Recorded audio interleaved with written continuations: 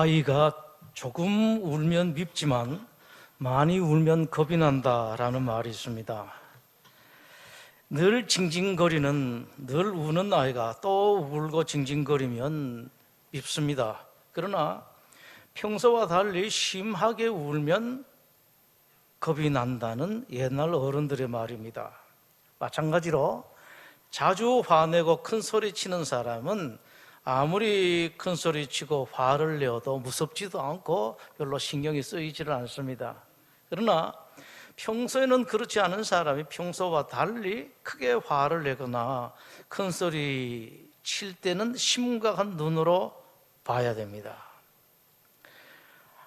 하나님은 하나님의 백성들을 진정으로 사랑하십니다. 여러분 잘 아십시오. 대강 사랑하시는 것이 아닙니다.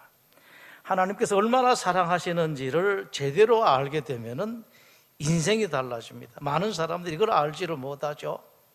그렇기 때문에 가능하면은 하나님께서는 여러분들의 기도를 들어서 응답하시기를 원합니다. 때로는 여러분들이 입을 열어서 하나님 이 기도 응답해 주십시오, 저건 이런 사정이 있습니다 라고 하지 않아도 하나님께서 미리 여러분들 마음을 아시고 가장 좋은 길로 인도하기 위해서 먼저 애를 쓰시고 계획을 세우십니다. 그런 하나님이시라면은 특히 여러분들이 절박한 심정으로 기도하고 간절하게 간구하면은 그런 때는 얼마나 더 하나님께서 특별하게 응답하시겠습니까? 그러나 그렇지 않을 때가 있습니다. 신자들이 아무리 절박하게 기도하고 고통으로 말미암아 신음소리를 내어도 전혀 듣지 못하시는 듯 외면하시는 듯 응답하시지 않는 경우가 있습니다. 이럴 땐 여러분들이 얼른 생각하셔야 됩니다. 이를 하나님이 아닌데, 나에게 그렇게 하실 분이 아닌데 왜 하나님께서 그렇게 하시나? 그 이유는 크게 두 가지로 볼 수가 있습니다. 하나는 지은 죄가 있어서 마땅히 고통을 받아야 할 경우입니다. 그런 때는 하나님께서 벌을 주시는 것이, 징계를 하시는 것이, 고통 주시는 것이 그 사람에게 더 복이 됩니다. 또 하나는 백성들이 받는 고통이나 어려움보다 더 큰 하나님의 뜻이 있을 때에는 하나님께서 일시적으로 당신의 자녀들의 고통, 신음소리를 외면하시는 듯 하는 경우가 있습니다. 이집트로 이주를 한 이집트 총리의 요셉의 가족, 그러니까 야곱의 가족들이죠. 한동안 이집트에서 환대를 받습니다. 그러나 요셉이 죽고 세월이 더 지나면서 이집트는 이스라엘 백성들을 학대하기 시작합니다. 특히 이스라엘 백성들의 숫자가 크게 늘자 이집트는 위기를 느낍니다. 본격적으로 이스라엘 백성들을 학대합니다. 저 이스라엘 민족이 우리나라를 다 삼키겠다, 이런 위기를 갖게 되는 거죠. 그런데 희한하게 학대를 받으면 받을수록 이스라엘의 숫자는 더욱 늘어갔습니다. 이스라엘 민족의 규모가 심각한 정도에 이르자 이집트는 이스라엘 민족 말살 정책을 펴니다. 이집트 왕이 지시를 내립니다. 이스라엘 민족들 가운데에 남자아이들이 태어나면 다 죽여라. 이스라엘 백성들의 고통이 극에 달합니다. 신음소리가 이집트에 가득하게 됩니다. 이러한 이스라엘 백성들의 고통, 비참한 생활을 기록한 것이 출애굽기 1장입니다. 그런데 그 다음 출애굽기 2장은 그 분위기가 앞의 1장과는 전혀 다릅니다. 마치 동화와 같은 이야기가 전개되고 있습니다. 이스라엘 레위 지파 남자가 레위 지파 여자와 결혼을 했다, 아이를 낳았다.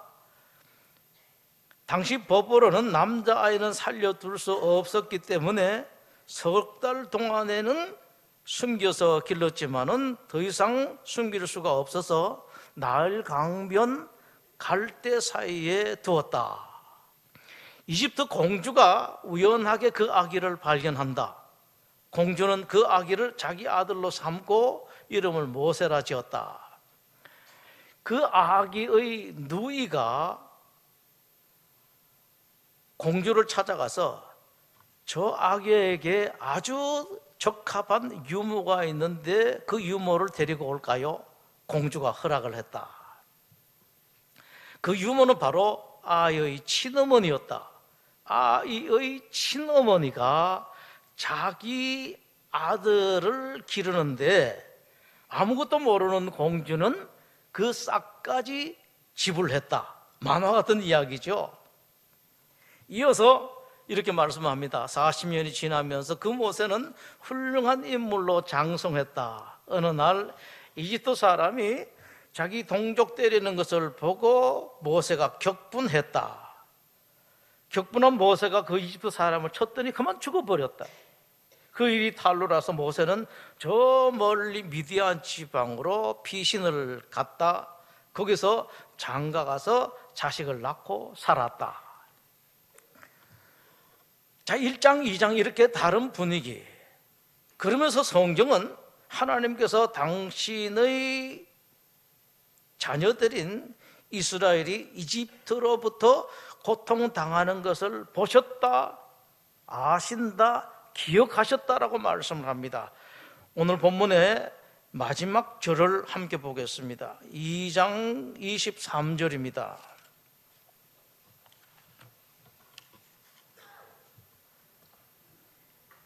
여러 해 후에 애굽 왕은 죽었고 이스라엘 자손은 고된 노동으로 말미암아 탄식하며 부르짖으니 그 고된 노동으로 말미암아 부르짖는 소리가 하나님께 상달된지라.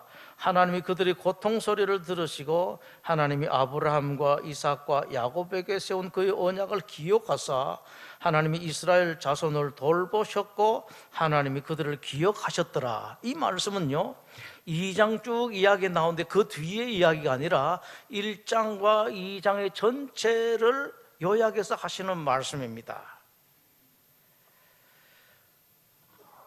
이스라엘 백성들이 고통이 심해지자 하나님께서 그 모든 것을 보고 계셨고 더 심해지자 하나님께서 그것을 기억을 하셨다라는 그런 말씀이십니다. 그럼에도 불구하고 하나님께서는 이스라엘이 당하는 그 고통을 오랜 세월 모르시는 듯 그냥 내버려 두십니다. 잠시가 아니에요. 잠시는 당연히 그럴 수가 있죠. 그런데 잠시가 아니라 80년 이상이나 그냥 내버려 두십니다. 여기서 이제 보는 거죠. 하나님께서 왜 그렇게 하셨는가? 여러분, 기독교 신앙은 질문이고 의문입니다. 왜 그렇게 하셨는가?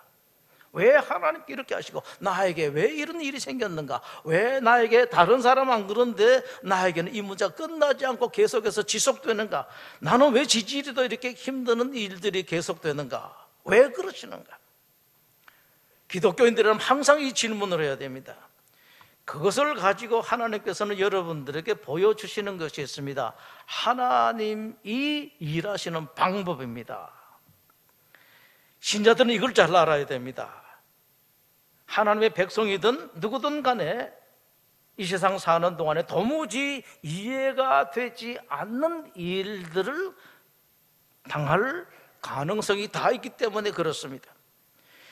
이건 하나님께서 틀림없이 이렇게 해주셔야 될 것 같다라는 그런 일, 내가 가지고 있는 이 소원, 이것만큼은 절대적으로 하나님께서 들으시고 응답하셔야 될 것 같다라는 그런 일들이 있는데, 그럼에도 불구하고 하나님께서는 그렇게가 아니라 다르게 해주시고 응답해 주시는 것이 아니라 모른 척 하시는 경우가 있습니다. 여러분, 하나님께서 일하시는 방법은 자주 여러분들이 생각하는 것과 커다란 차이가 있습니다. 먼저 때를 한번 보겠습니다. 하나님께서 일하시는 때입니다. 즉각적으로 하나님께서 개입하시는 경우가 있습니다. 여러분들 어떤 일이 있으면은 여러분들이 기도할 때 혹은 기도하지 않아도 즉각적으로 이에게 이런 일이 있으면 안 된다, 하나님께 개입하셔서 역사하시는 경우가 있습니다. 아나니아 삽비라 같은 경우입니다.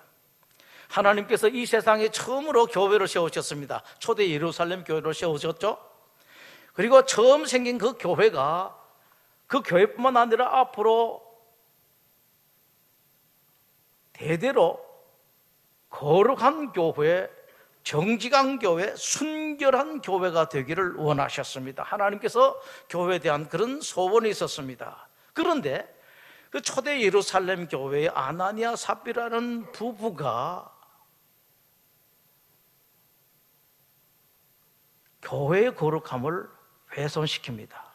끝까지 하나님을 속이려고 합니다. 하나님께서 보시다가 즉각적으로 안 되겠다, 이건 안 되겠다, 두 사람을 제거시킵니다.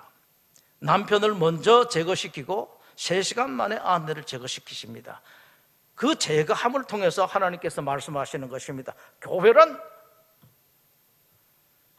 저렇게 교회를 훼손시키는 사람이 있어서는 안 되고, 교회는 거룩함을 유지를 해야 되고 순결함을 유지를 해야 되고, 그것을 훼손시키는 자는 내가 오래 두고 보지 않는다라는 하나님의 선언입니다.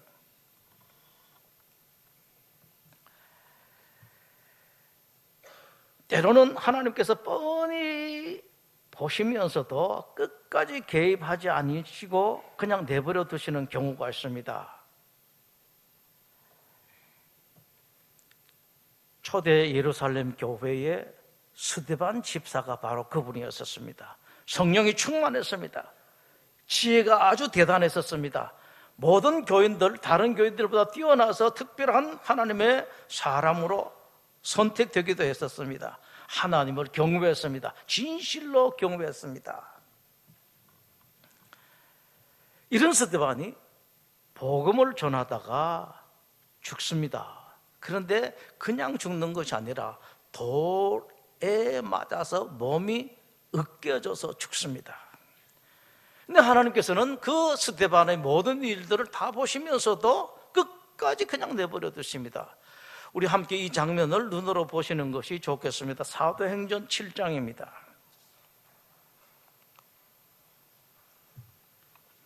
신약성경 199면 사도행전 7장 54절입니다.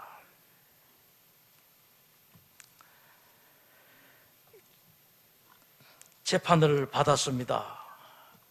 재판 결과입니다. 그들이 이 말을 듣고 마음에 찔려 그를 향하여 이를 갈거든 스데반이 성령 충만하여 하늘을 우러러 주목하여 하나님의 영광과 및 예수께서 하나님 우편에 서신 것을 보고, 55절 여러분 잘 보십시오.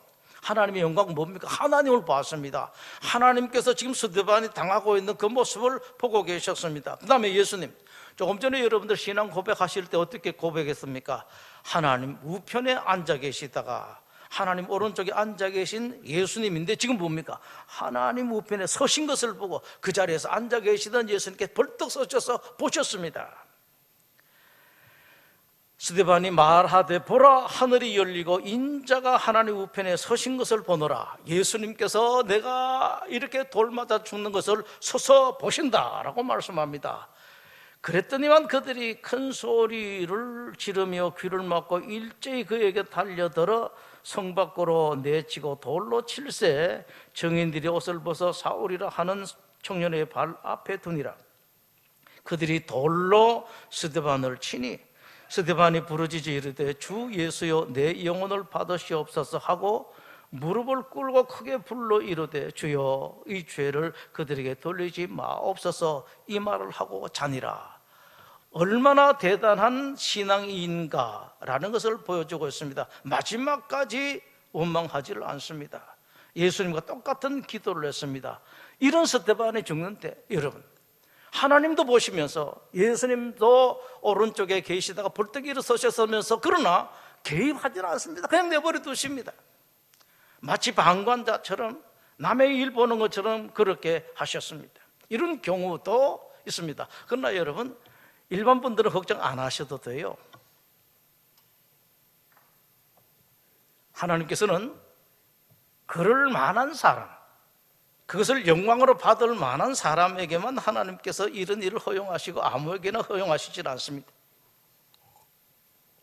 어떤 때는 한참 동안 전혀 모르시는 듯 그냥 내버려 두셨다가 전혀 못 보신 듯 하시다가 어느 순간 하나님께서 이제는 개입해야 할 시점이다라고 판단되시면은 여러분 번개가 번쩍하듯이 하나님께서 일어서서 역사하십니다. 힘있게 역사하시고 무섭게 역사하십니다. 바라기는 여러분들이 이런 하나님을 경험해 보시면 좋겠습니다. 아, 내 하나님이 이렇게 대단하신 하나님구나. 아브라함이 그랬죠. 자기 아내를 자기 때문에 뺏긴 것도 아닙니다. 그냥 모시고 갔습니다. 마치 자기하고 계약하듯이 모시고 갔습니다. 큰일 났습니다. 시간도 없어요. 하나님께서 불같이 나서셨죠. 너 손대지 마라. 손대기만 하면은 너 집안을 내가 확 썰어버린다. 태를 다 막아버린다. 그 이집트 왕이 파랗게 질려서 아브라함을 불렀습니다. 야, 너 왜 거짓말해서 나 망하게 하느냐. 그렇게 하시는 경우가 있습니다. 오늘 본 내용이 그렇습니다. 마치 오랜 세월 하나님께서 그 고통당하는 이스라엘 백성들을 못 보시고 모르는 척 그냥 내버려 두셨다가 마치 하나님께서 모르시는 듯 사랑하지 않는 사람인들 그대로 내버려 두셨습니다.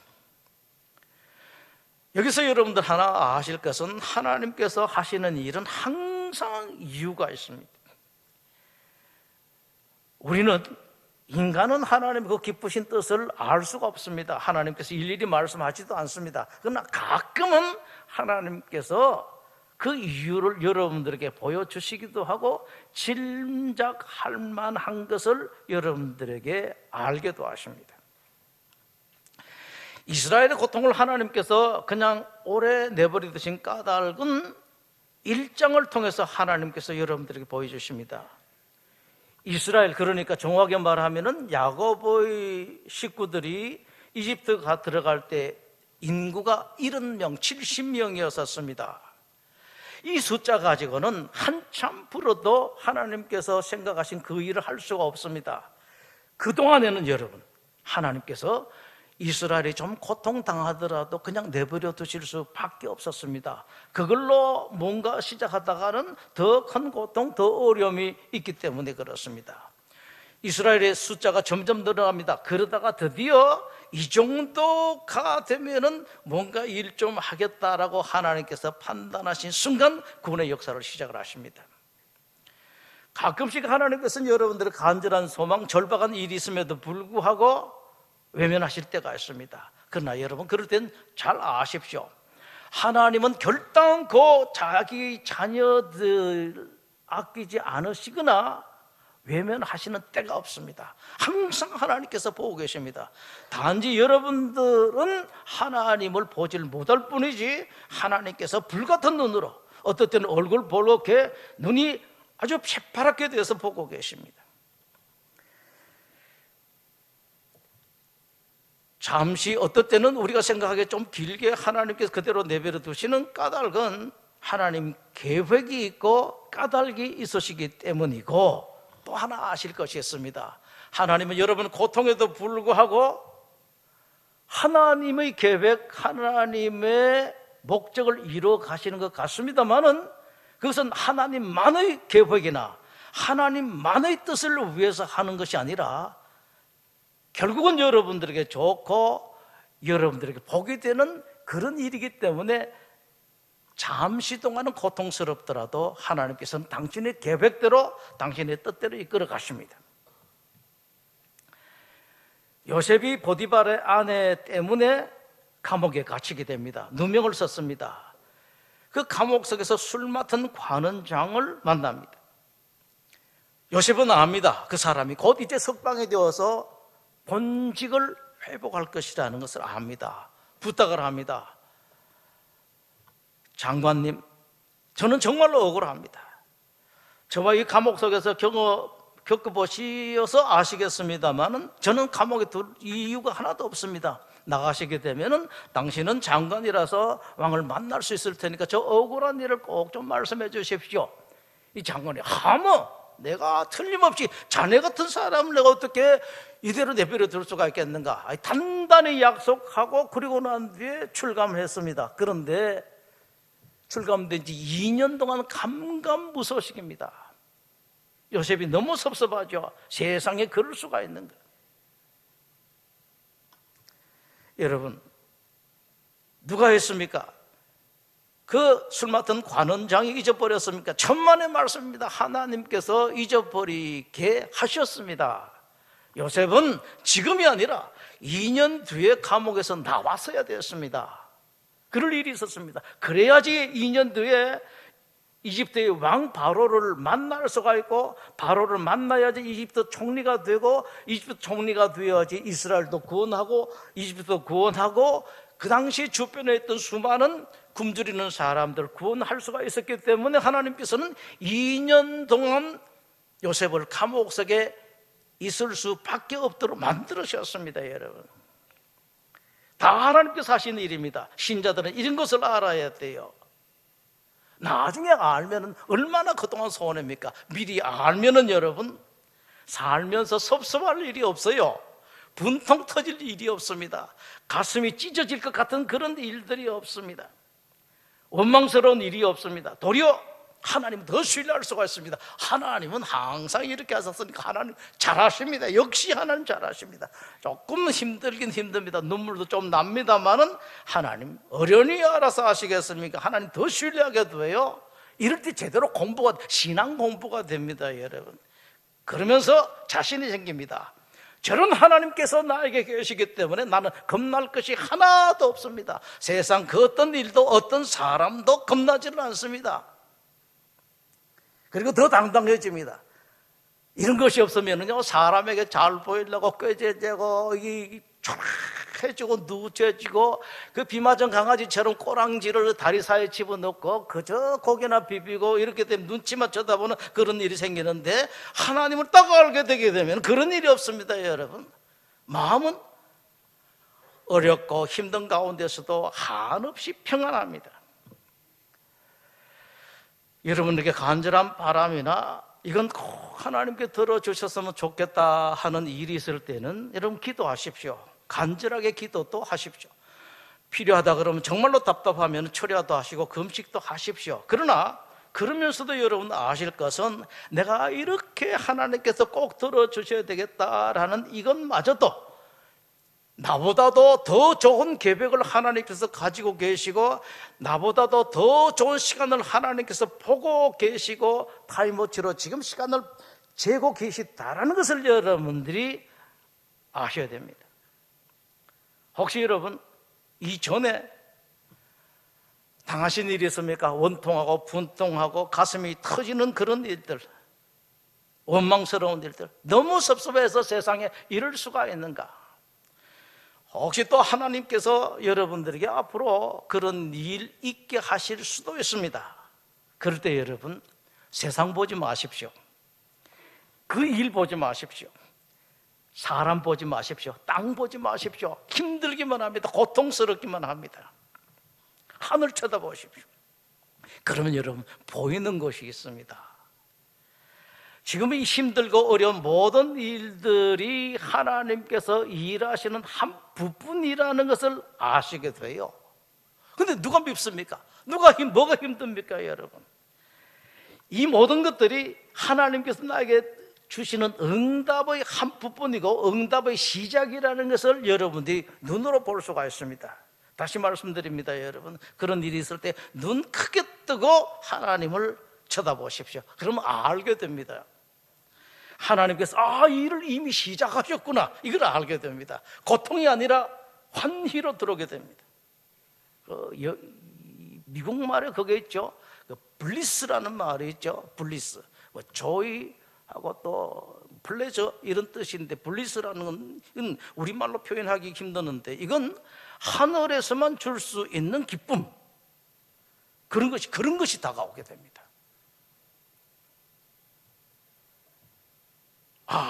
하나님께서 이렇게 하시구나. 너무 영광스러워서 이 땅에 있어서 나를 힘들고 어렵고 괴롭히는 것이 하나도 보이지도 않고 나에게 요만한 고통 하나 주지를 못합니다. 오히려 그 일을 통해서 하나님을 더 깊이 알고 하나님을 체험함으로 말미암아 모든 상황에서도 나는 행복하다라는 말을 자신 있게 할 수가 있습니다. 기도하겠습니다.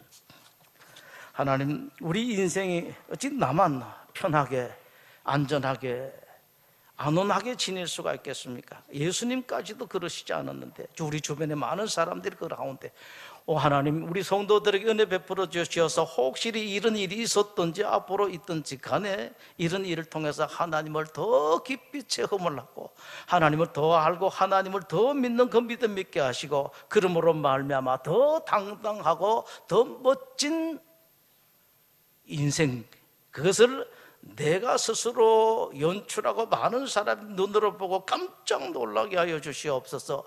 어떻게 저럴 수가 있는가? 저 원인이 무엇인가? 그 원인이 바로 우리 주님 예수 그리스도라는 것을 알고 저들도 예수님께 달려 나올 수 있도록 만드는 그런 복된 하나님의 사람들이 다 되게 하여 주시옵소서. 예수님 이름으로 기도드립니다. 아멘.